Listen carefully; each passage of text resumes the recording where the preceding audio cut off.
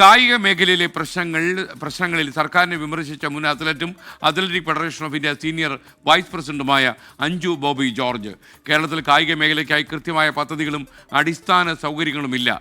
സ്കൂളുകളിൽ ഗ്രൗണ്ട് പോലുമില്ല. പിന്നെ എങ്ങനെ ഈ മേഖല വളരുമെന്നും അഞ്ജു ചോദിച്ചു.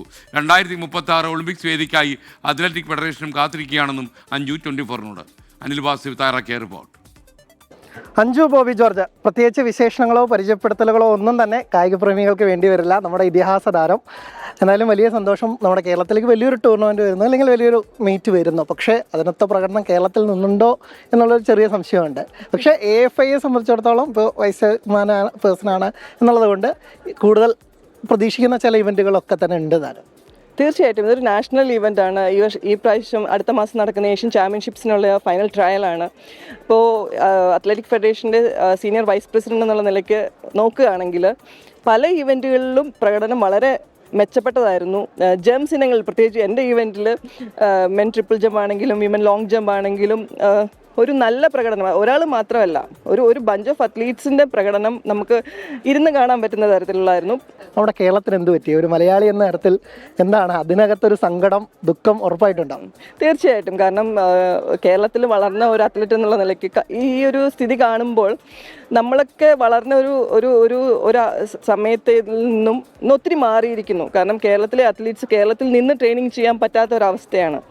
അവർക്ക് മറ്റ് സ്റ്റേറ്റുകളിലേക്ക് പോകേണ്ടി വരുന്നു. അക്കാഡമികളിലും വേറെ സ്റ്റേറ്റിലുള്ള അക്കാഡമികളിൽ പോയി ട്രെയിനിങ് ചെയ്യേണ്ടി വരുന്നു. അതിനൊപ്പം നമ്മളുടെ സ്കൂളുകളാണെങ്കിലും കോളേജുകളാണെങ്കിലും സ്പോർട്സിന് നൽകുന്ന പ്രാധാന്യം മാറിക്കൊണ്ടിരിക്കുകയാണ്. നമുക്ക് കളിക്കളങ്ങൾ ഇന്ന് നഷ്ടമായി. ഒരു സ്കൂളുകളിൽ വളരെ കുറച്ച് സ്കൂളുകളിൽ മാത്രമേ ഇന്ന് നമ്മൾ നോക്കിയാൽ ഒരു പ്രോപ്പർ ട്രെയിനിങ് ട്രാക്ക് ഉണ്ടാവുള്ളൂ.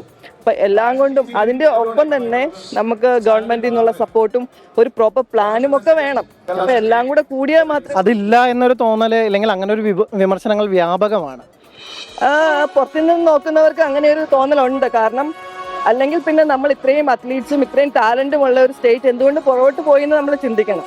ഫണ്ടുമായി ബന്ധപ്പെട്ട് ഭയങ്കര പ്രശ്നങ്ങളുണ്ട്. ഇൻഫ്രാസ്ട്രക്ചർ ഒരുക്കുന്നതിൽ ഇവൻ സ്പോർട്സ് ഹോസ്റ്റലുകളിൽ ഭക്ഷണമില്ല എന്നുള്ള പരാതികളൊക്കെ അടക്കം കേൾക്കുന്നു. ഇല്ല, ഞാൻ പറയുന്നത് ഗവൺമെന്റ് ഒരു കമ്മിറ്റി വെറുതെ അല്ല, ഒരു കമ്മിറ്റി രൂപീകരിച്ച് ഒരു സോളിഡ് പ്ലാൻ ഉണ്ടാക്കി അതിനനുസരിച്ച് മുന്നോട്ട് പോയാൽ മാത്രമേ നമുക്ക് ഇതിനൊരു സൊല്യൂഷൻ കണ്ടെത്താൻ പറ്റുള്ളൂ. എന്തായാലും വലിയ പ്രതീക്ഷ ഭാവിയിൽ നെക്സ്റ്റ് ഒളിമ്പിക്സ് ഒക്കെ ഇന്ത്യ ഹോസ്റ്റ് ചെയ്യാൻ റെഡിയായിരിക്കുന്നു എന്നുള്ളത്. തീർച്ചയായിട്ടും എല്ലാവരും ആ ഒരു 36 ഒളിമ്പിക്സിന്റെ ഒരു ഒരുക്കത്തിൽ ഇപ്പോഴേ ആണ്. അത്ലീറ്റ്സും ഫെഡറേഷൻ ആണെങ്കിലും അക്കാഡമികളാണെങ്കിലും എല്ലാം ആ ഒരു ശുഭപ്രതീക്ഷയിലാണ് പോകുന്നത്. എന്തായാലും വരട്ടെ ഒളിമ്പിക്സ്, നമ്മൾ തിളങ്ങട്ടെ, ഇന്ത്യ തിളങ്ങട്ടെ, കേരളം തിളങ്ങട്ടെ. പറഞ്ഞതുപോലെ തന്നെ അഞ്ജു ബോബി ജോർജും വലിയ പ്രതീക്ഷയിലാണ്. പക്ഷേ ഒരുപാട് മാറ്റങ്ങൾ കേരളത്തിൽ നിന്നുണ്ടാവണം. ഒപ്പം തന്നെ ഒളിമ്പിക്സ് എന്ന വലിയ സ്വപ്നം ഇന്ത്യ കാണുന്നു. അതിലേക്കുള്ള വലിയ ഒരു പിന്തുണയൊക്കെ നൽകുന്ന ഒരാളെന്ന് പറഞ്ഞു. സന്തോഷമുണ്ട്. കൊച്ചിയിൽ നിന്ന് സന്തോഷിനൊപ്പം അനിൽ വാസുദേവ്, 24.